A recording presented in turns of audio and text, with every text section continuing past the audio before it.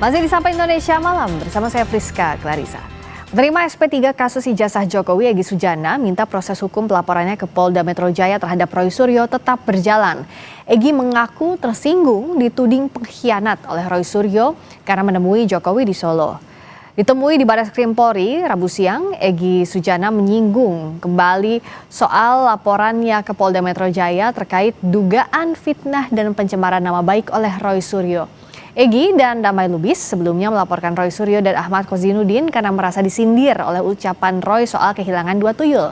Egy bilang Roy harus menjelaskan maksud kalimat membeli sehingga tidak masuk dalam fitnah dan pencemaran nama baik.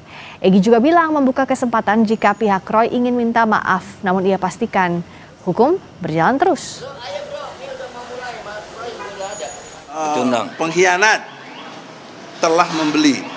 Ada diksi kata membeli. Menurut hukum, berapa jual belinya? Transaksinya di mana? Berapa besar saya dibeli? Nah, kalau dia tidak menjelaskan dengan jelas, maka itu namanya fitnah dan pencemaran nama baik. Harus rela dong diadili. Jangan nggak rela, jangan pakai jelasin maksudnya. Hukum tidak ada maksudnya. Hukum itu exactly apa yang tertulis, dan hukum adalah produk dari moral bangsa kita. Langsung saja kita perbincangkan bersama Damai Hari Lubis, penerima SP3 kasus ijazah yang juga Ketua Korlabi, dan ada Abdul Ghafur Sangaji sebagai pengacara Roy Suryo. Terima kasih sudah hadir kembali di Sapa Indonesia Malam. Kita masih membahas bab tambahan dari kasus ijazah Jokowi. Nah, soal laporan ketersinggungan tadi ada Bung Damai juga kan di sana. Nah, bisa diceritakan Bang Damai, kenapa sih ini perlu diteruskan laporan polisinya soal ketersinggungan yang dialami oleh Bang Egy? Jadi begini, ini juga kebetulan menyangkut saya juga ya. Karena pertanyaannya kepada Bang Egy kan. Ya, dan juga Bang Damai juga tadi. Gitu. Ya. Karena saya nggak ngelaporin Roy. Yang saya melaporkan Bang Egy. Tadi kan mendampingi juga ke sana ya. Mendampingi, cuma saya memang melaporkan AK. Kasusnya hampir sama. Dengan Bang Egy. Bang Egy juga melaporkan AK. Ahmad Kozinudin. Ya. Ahli non litigasi. Jadi saya katakan bahwa jelas saja Bang Egy curiga tersinggung. Kalau curiga itu sudah dia buktikan dengan pelaporan ya, bahwa dia tadi yang dia katakan itu, saya juga nggak mau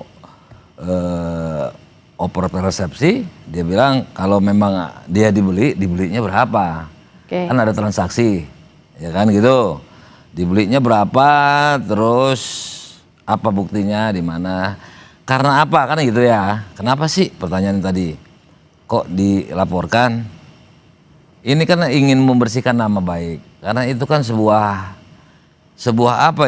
sejarah buruk bagi Egy dan juga mungkin bagi saya. Karena apa? Saya ikut di situ.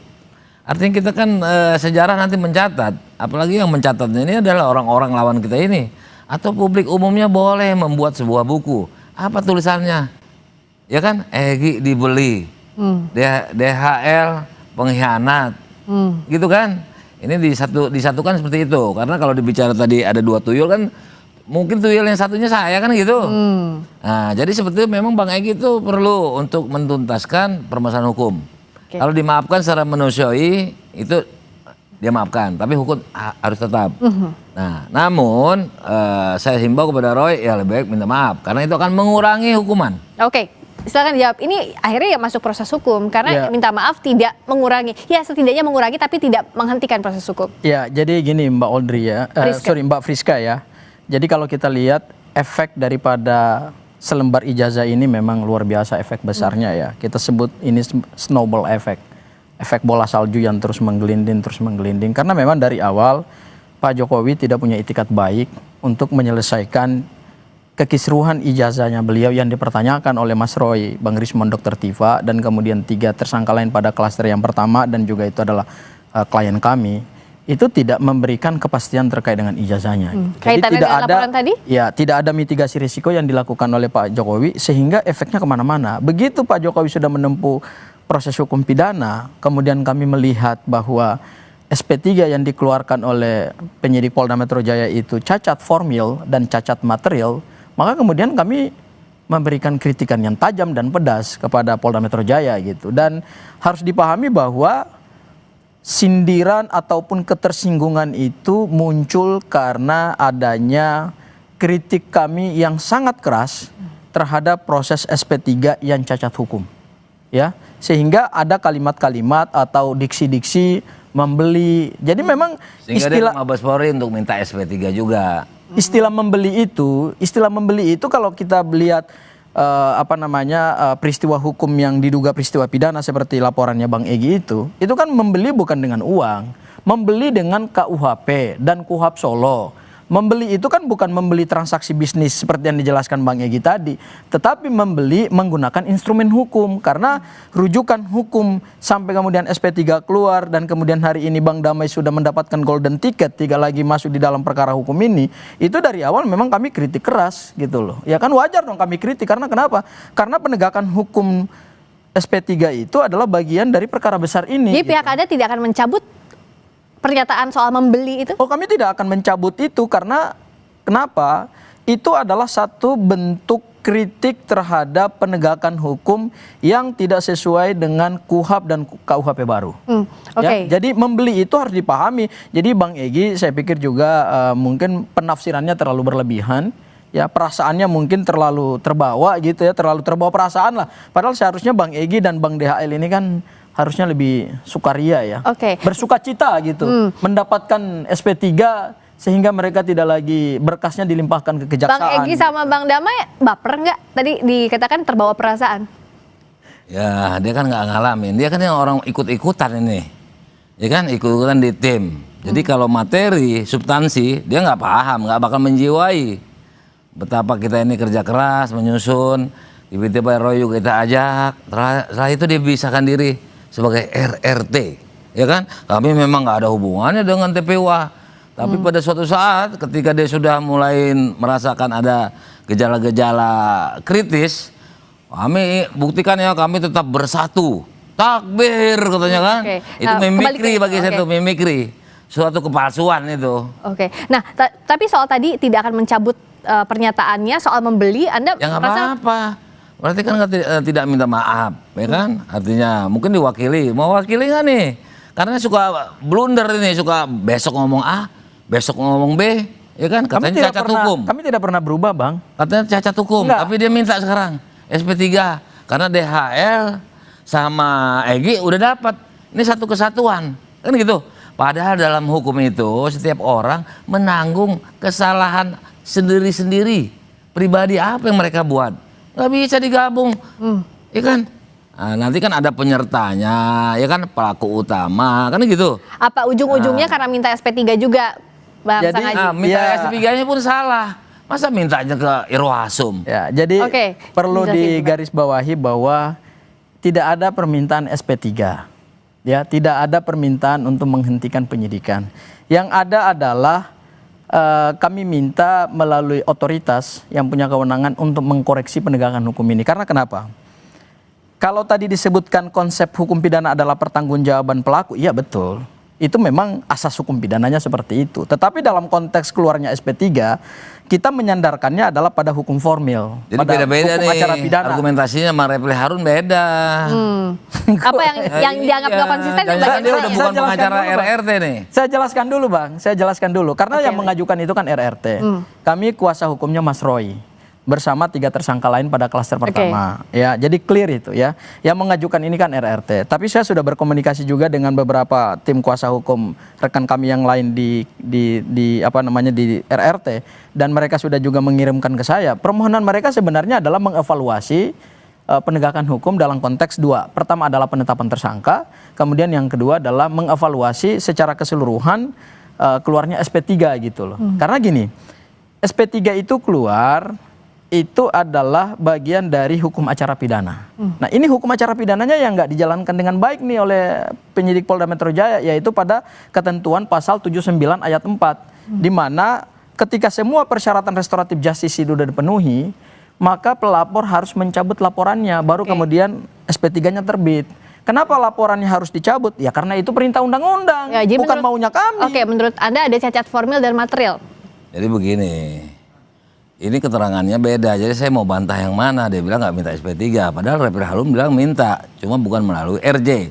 Dia mengutip pasal 24, ya kan? Nah, SP3 itu tidak harus berbentuk RJ, banyak poin-poinnya, ya kan? Nah, kan gitu. Ya, itu kita buat junto lah ke pasal 109 KUHP umpamanya 24 itu kan rinci. Saya udah sampaikan tuh di studio kemarin. Nah, kita buat di situ ada 3 alasannya. Yang penting bahwa tidak cukup bukti, daluarsa perkaranya, ya kan, meninggal dunia. Refli bilang kalau Egy Sujana sama Deha Lubis kan belum meninggal dunia, ya kan? Itu menunjukkan pasal itu. Ya saya kan sedikit-sedikit mengerti KUHP. Nah ini dia bilang nggak ada, malah menyinggung masalah salah. Kalau dianggap cacat hukum, ngapain diminta lagi? Kan itu cacat hukum mintanya ke Irwasum. Ini kita kutip RH ya, saya lebih percaya RH nih, karena dia terbuka. Kalau ini kan kadang-kadang besok A, menit kemudian bisa B. Oh bang, jangan begitu bang. Saya nggak pernah berubah loh bang. Nah sekarang RH bilangnya seperti itu. Ya, tapi kau klarifikasi dulu sama RH. Ya enggak, kan RH juga, itu. RH juga kan semalam juga sampaikan juga ke rakyat bersuara bahwa kami tidak memohonkan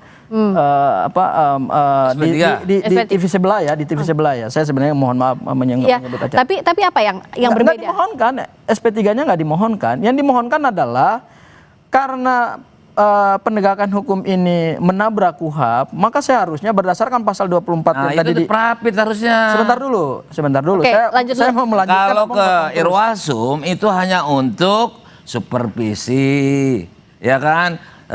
Istilahnya evaluasi ke situ.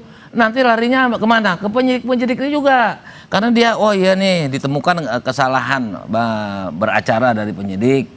Dan itu sudah dilakukan dulu. Ngapain balik lagi ke sana? Coba, mau apa? Kalaupun dikabulkan, itu cacat hukum. Tempatnya pencacat hukum nggak mungkin dikabulkan karena bukan hak hak Irwasum untuk SP3. Saya kasih tahu nih sama rekannya Era, kan satu tim ya, sama Era ya, dalam membela Roy ya. Ya, udah selesai. Oke, karena udah selesai, saya lanjutkan ya. Singkat dulu sebelum kita lanjutkan. Jadi kalau kita merujuk ke pasal 24 KUHP yang baru, itu SP3 kan alasannya satu, yang paling pokok-pokoknya aja deh. Pertama adalah karena tidak cukup bukti. Kemudian yang kedua adalah tersangka meninggal dunia. Kemudian yang ketiga adalah daluarsa, baik daluarsa pemidanaan maupun daluarsa penuntutan. Keempat adalah restoratif justice dan yang kelima adalah demi hukum. Nah, artinya kalau demi hukum, pemaknaannya adalah ketika satu proses penyidikan itu kemudian mengabaikan hukum acara pidana, maka ini kan sebenarnya harus dievaluasi dan ditinjau ulang. Jadi masuknya ke Irwasum itu adalah dalam rangka pengevaluasian, supervisi. Nah, apakah artinya dengan alasan demi hukum harus di SP3 laporan atas nama Roy Suryo CS? Kita akan bahas saja di Sapa Indonesia Malam.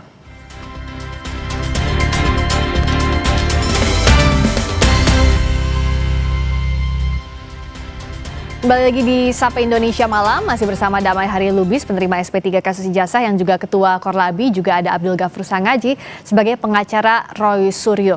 Jadi kalau menurut Bang Damai ini salah kamar apa gimana nih? Nah, jadi begini, menurut saya itu Refli Harun itu ibarat kita, ini analogi ya, punya uang banyak nih, mau simpan uang, tapi ke pesansip, ya kan, bukannya ke bank. Nah, dia minta SP3, itu datangnya ke Irwasum. Itu udah blunder namanya. Saya bingung juga itu. Apa cuma jaga ritme ya? Karena dalam artian gimana desakan dari dikembalikannya itu berkas P19, mungkin kan untuk menjaga itu atau mencari-cari, kita apresiasi tapi ya dalam rangka membela itu bukan seperti yang orang yang kepengen menggiring cleannya. Refli ingin membebaskan, saya salut di situ poinnya, itu substansi. Namun caranya salah polanya, gitu loh ya. Ke Irwasum itu hanya untuk evaluasi, ya kan, supervisi lah pembinaan ya, karena ditemukan. Tapi kalau SP3 ya mungkin segera dikeluarkan itu, menolak kalau mintanya ada poin itu ya. Nanti kita lihat lah ya. Tapi kalau dia Refli itu mengupas pasal 24 KUHP itu udah otomatis untuk SP3 kan gitu. Cuma tidak mau RJ karena RJ itu adalah salah satunya cara melepaskan tersangka dari tuduhan. Ya. Itu. Kalau dianggap tadi salah alamat untuk mengajukan SP3-nya ya Anda sudah bersiap untuk langkah lain atau gimana? Atau ya coba dulu aja SP3-nya? Oh enggak. Ada hubungannya sama RH? Yang pasti adalah klien kami, Mas Roy dan 3 tersangka lainnya di klaster pertama itu tidak ada opsi untuk restoratif justice. Tidak ada opsi untuk menempuh yang dilakukan oleh Bang DHL, oleh Bang ES, pergi ke Solo bertemu Pak Jokowi, kemudian salaman tanpa meminta maaf, lantas dianggap sudah selesai. Oh, nggak akan seperti itu. Artinya fokus kami hari ini adalah memperkuat Kalau pembuktian. dimaafkan boleh, saya kan minta maaf. Kalau dimaafkan, kalau minta maaf, Ya kalau gini, nggak mau. tapi yang pasti tidak akan ke Solo. Tapi kalaupun Pak Jokowi memberikan opsi memaafkan, ya itu haknya Pak Jokowi. Monggo aja silahkan. Itu kan hak Tapi kalau hak saya personalnya rasa, beliau kan. ini kan kata dia kan, tanpa maaf dapat restorasi. Mungkin dia sudah mulai percaya, ya kan gitu. Karena itu dari awal saya sampaikan. Tapi kalau saya rasa kasih Roy itu saya rasa nggak mau. Kalau dari melihat itu memang saya benarkan tidak akan ke sana. Kalaupun ke sana mungkin harus minta maaf. Bahkan jangan-jangan harus cium tangan sama jalan ngesot kali. Oh, apalagi itu Bang, apalagi itu. Iya, tapi Itu saya pasti yakin, ditolak gitu Bang. Saya yakin nggak mau. Iya pasti. nggak Pasti mau. berbeda, tidak akan Tidak mungkin akan- datang. Nggak mungkin ke Solo. dapat lagi. Tidak akan melakukan Ya pilihan kan? itu Bang. Nah, Sudah tertutup karena dia pintunya, sudah keras. lihat. Bukan, menurut saya Roy itu memang nggak mau keras. RRT ya, itu keras tidak mau. Di klaster pertama itu tidak akan mungkin datang ke Solo Nggak untuk mungkin. minta maaf atau meminta restoratif kalaupun justice. mungkin tidak lagi dapat seperti pola kami. Kenapa bedanya? Ya kan? Selain karena keras. Ya karena RRT? keras itu. Mungkin kalaupun ada, mungkin apa yang dia diisukan selama ini, ya kan? Peluk-pelukan, ya kan? Maksudnya? Terus minta maaf. Oke. Saya rasa Roy nggak bakal mau. Oke. Apalagi ditambah dengan ngesot. Wah. Artinya akan susah sekali jalan. Akan susah. Dan Pilihan nggak itu bakal tidak akan mau. diambil. Pilihan Oke. itu Roy tidak nggak akan bakal mau kalau diambil. disuruh Iya, benar. gitu. Jadi Apa betul, betul. pilihan itu Betul, tidak pilihan akan itu ada. tidak akan Restoratif diambil. justice tidak ada. Tetapi yang pasti begini, kami justru melihat bahwa tensionnya adalah pelapor dalam hal ini atau kubu sebelah justru lebih banyak menggiring untuk dilakukan restoratif justice. Kubu sebelah ini yang mana? Ya, kubu sebelah. RRK apa RRT? Semua. Jadi ada komunikasi-komunikasi yang sebenarnya Relawan dibangun. atau siapa? Bisa juga relawan, bisa juga tim yang pokoknya timnya kubu sebelah lah. Yang saya nggak bisa sebut namanya ya, itu melakukan komunikasi dengan kami. Saya juga dihubungi gitu ya kan untuk diajak restoratif justice ketemu Pak Jokowi. Justru saya melihat ini ada satu bentuk keanehan di dalam konsep restoratif justice. Justru Pak Jokowi kemarin kita dengar statementnya adalah beliau masih tetap membuka peluang untuk dilakukan restoratif justice, ya kan? Jadi sebetulnya di dalam hukum pidana yang menginginkan restoratif justice itu kan adalah pelaku bukan korban. Tetapi justru yang sekarang didorong adalah korban malah lebih proaktif untuk melakukan korban dalam konteks pelapor ya. Pelapor malah lebih proaktif untuk mendekati kami. Oke, apakah ada kejanggalan dalam pola ini? Kita bahas usai kumandang azan maghrib bagi wilayah Jakarta dan sekitarnya. Berikut ini. Bagi Anda yang menjalankan, khususnya di wilayah Jakarta dan sekitarnya. Anda melihat apa ada yang janggal dari upaya penghentian kasus ini? Terus gimana dong? Opsinya sekarang apa kalau tidak mau RJ? Ya opsinya adalah kami memperkuat alat bukti ya. Karena demi kepentingan pembuktian kan. Dan hari ini kami baru saja menemani salah satu ahli dari Bang Ganjar dari Universitas Indonesia yang masih dalam proses pemeriksaan. Saya akan balik lagi ke Polda Metro Jaya untuk mendampingi. Oh, malam ini masih balik ke sana? Masih di Polda gitu ya. Soal apa itu? Soal keterangan ahli pidana ya, bahwa pasal 263 bukan pasal 263 ya, tapi pasal 310 311 yang sekarang sudah dikonversi menjadi pasal 433 434 karena objeknya adalah ijazah. Menurut pendapat ahli beliau itu tidak bisa disebut sebagai penghasutan. Tidak bisa disebut sebagai pencemaran nama baik, fitnah, apalagi di dalamnya ada penghasutan gitu. Jadi itu tidak jauh lah dari unsur deliknya ya. Karena yang disebut dan dikaji itu kan objek. Objek itu kan objek ijazah, tidak melekat harkat dan martabatnya gitu kan. Kecuali ijazah itu punya harkat dan martabat. Sementara yang dilindungi di dalam hukum pidana terkait dengan pencemaran dan fitnah itu kan adalah harga diri seseorang sebagai pribadi kodrati atau naturally person yang oleh Tuhan memang diciptakan dan harus dilindungi oleh undang-undang gitu ya kan. Tapi karena yang disebut dan dikaji ini adalah objek ijazah, maka jauhlah dari penerapan pasal 310 311 karena itu yang berkaitan dengan pencemaran dan fitnah, apalagi ada hubungannya dengan penghasutan, apalagi penghasutan kan deliknya delik material. Nah, itu yang hari ini beliau memberikan pandangan hukum, pendapat hukum di Polda Metro Jaya gitu ya. Apakah nanti pendapatnya kemudian seperti apa? Ya itu tentu akan dipertimbangkan oleh hakim ketika perkara ini naik ke persidangan. Oke, di Polda masih jalan terus. Kalau dari Bang Damai, apakah memang kasus ijazahnya ini ya nggak bisa SP3, harus jalan terus aja sampai ke pengadilan, sampai berkasnya lengkap dulu ya, baru dilimpahkan ke pengadilan, ke kejaksaan diterima? Atau harus berbarengan juga dengan laporan yang disampaikan oleh Bung Egy dan juga Bang Damai tadi soal ketersinggungan dari kubu Roy? Kalau saya sih berharap secara hati ya, itu kan teman-teman saya. Artinya berjuanglah sebaik-baiknya untuk melepaskan diri. Hanya cara, pola, atau metode kawan-kawan ini sampai sekarang belum seperti gambaran saya bagaimana cara membela diri. Termasuk Refli Harun, ya kan, tidak menyebutkan apa asas legalitas mereka, apa legal standing mereka, sehingga ingin melakukan perjuangan ini yang menurut mereka perjuangan tentunya kan, bukan suatu kejahatan. Itu yang belum singgung, hanya menuntut pasal ini seperti yang diulang tadi 310 ini.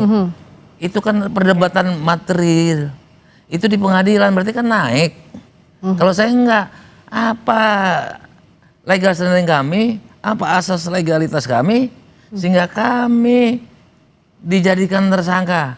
Kok kami mau dihukum sementara kami sedang menjalankan undang-undang ius consistem, hukum yang harus berlaku. Bahkan dalam undang-undang tipikor dikasih hadiah rakyat itu yang bisa membantu membongkar. Nah, itu ya. Jadi jalannya nggak bagus menurut saya. Memang tidak mengerti tentang masukan-masukan yang saya masalahnya Bang DHL. Ini saya dulu ngarahkan. Jalan yang Anda ambil itu kan ketika diambil alih oleh mereka ini, ilmu saya udah nggak nyambung. Masalahnya gitu jalan yang diambil oleh Bang DHL ini kan adalah pada saat beliau ditetapkan sebagai tersangka, beliau tidak memperjuangkan apa yang beliau yakini dari awal bersama teman-teman ini. Karena inilah tidak mengerti. Karena kekompakan itu kan ada bersama teman-teman yang ada kamu nggak tahu dalam klaster ini orang luar ini. Kebetulan akhirnya Bang DHL ya kami bilang ya kalau kata teman-teman itu kan mengambil jalan sendiri kemudian balik tidak lagi ingin jadi tersangka gitu. Bang DHL nggak berani ke proses persidangan untuk membuktikan apa yang sebelum mendapatkan RJ itu beliau tuduhkan. Ngomongnya suruh berhenti nih, tutup mulut ini. Silakan Bung Damai. Nah, jadi gini, tanda-tanda mereka nggak ngikut saya ya. Kalau Kurnia masih ngikut pertama, masih bisa dilihat di BAP-nya, ya kan? Dasar dia adalah Undang-Undang Polri pasal sekian. Jadi bukan pasal-pasal tuntutan, tapi ketika di-tackle sama dia, di-handling sama dia nih, ya kan, berantakan. Dan saya juga nggak bisa. Memang tanda-tanda mereka ingin meninggalkan saya dengan Egy, mengkhianati saya dengan Egy, tanda kutip ya, sudah ada. Pak Jokowi lapor tanggal 30, 2 Mei mereka kumpul membuat suatu agenda. Saya hadir di situ, jiwa besar saya hadir. Foto saya nggak ada, Egy nggak ada. Kalau Bang DHL ini sejarah nih, ya kan? Di Gedung Juang, semua yang tidak ada hubungannya dikasih bicara. Tapi intinya udah mulai itu. Tapi intinya adalah kalau untuk tuh. kasus ini singkat cerita harus lanjut aja sampai ke pengadilan. Jadi begini maksud saya kalau bisa dia, itu kan kalau nggak salah hati nurani bicara hati nurani. Cuma dengan pola pembelaan mereka ini, perkara ini pasti naik. Kita akan lihat apakah pasti naik atau tidak, dan lanjutkan juga jalan yang ditempuh oleh kuasa hukum. Terima kasih banyak Bung Damai Haryolubis, terima kasih juga Bung Abdul Ghafur Sangaji. Terima kasih.